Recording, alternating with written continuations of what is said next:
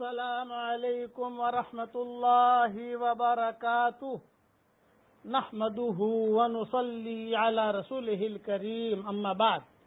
آج کا سبق سن لیجئے۔ آج کے سبق کی سرخی ہے پڑوسیوں کے ساتھ اچھا سلوک کیجئے، پارٹ نمبر 3۔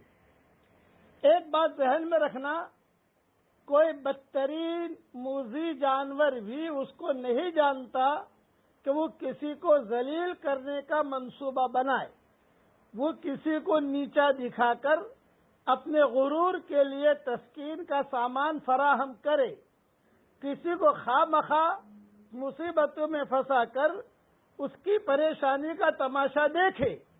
یہ صرف اور صرف انسان ہے جو ایسا کرتا ہے، اور خاص طور سے پڑوسیوں کے ساتھ بدسلوکی کی جاتی ہے، پڑوسیوں کو تکلیف دی جاتی ہے، پڑوسیوں کے بھی بچوں کو ستایا جاتا ہے۔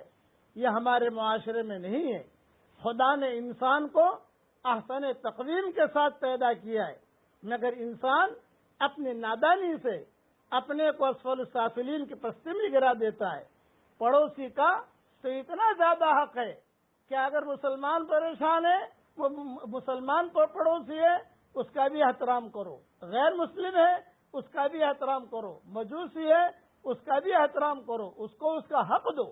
امام ابو حنیفہ رحمۃ اللہ علیہ کا پڑوسی تھا، وہ بہت شرابی، کبابی، عیاش آدمی تھا، اور دیوار دونوں کی ملی ہوئی تھی۔ امام ابو حنیفہ روزانہ ان کے گھر میں، ان کے مکان میں اس کے گانے کی آوازیں اور رنڈیاں ناشتی تھی، وہ آوازیں آتی تھی امام صاحب کے مکان میں، لیکن امام صاحب اس کے ساتھ بہت حسن سلوک کرتے تھے۔ ایک مرتبہ کسی وجہ سے وہ جیل میں چلا گیا تو امام صاحب وہاں جیل میں پہنچے، چونکہ امام صاحب کا ایک مقام تھا امام ابو حنیفہ رحمۃ اللہ علیہ کا، حکومت انہیں پہچانتی تھی۔ جب وہاں گئے تو سارے پولیس والے، سارے فوجدار، سارے انسپیکٹر، سارے ڈی جی، سارے کے سارے امام صاحب کے آتے ہی کھڑے ہو گئے۔ حضرت آپ کیوں تشریف لائے؟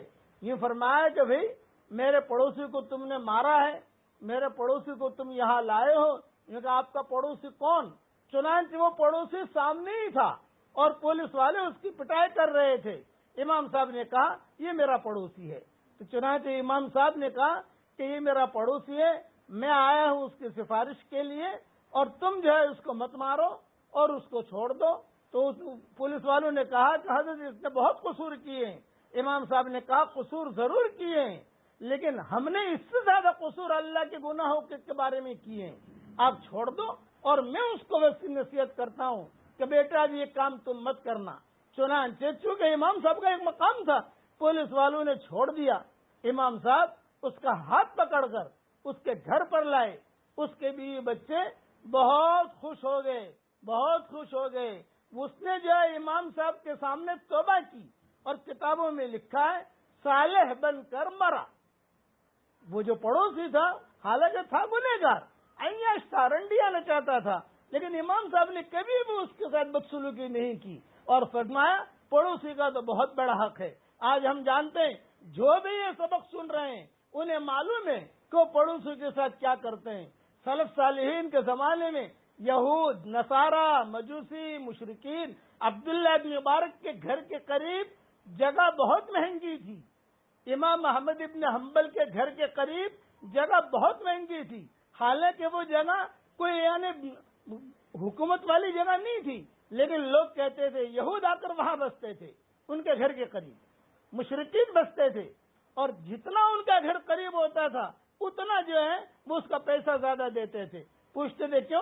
بولے یہ آدمی بہت اچھا ہے، اس کا پڑوس بہت اچھا ہے، خدا نہ خواستہ اگر کوئی نامناسب حال آئے تو اس کے دعا کی برکت سے اور اس کی توجہ سے ہمارے نامناسب حالات جو ہے ختم ہو جائیں گے، اس نامناسب حالت اللہ دور کر دے گا۔ اس لیے پڑوسیوں پر خوب احسان کیجئے، پڑوسیوں کے ساتھ خوب اچھا سلوک کیجئے۔ یہ مضمون انشاءاللہ کل مزید اور بیان کروں گا۔ اللہ ہمیں عمل کرنے کی توفیق عطا فرمائے، آمین۔ وآخر دعوانا ان الحمدللہ۔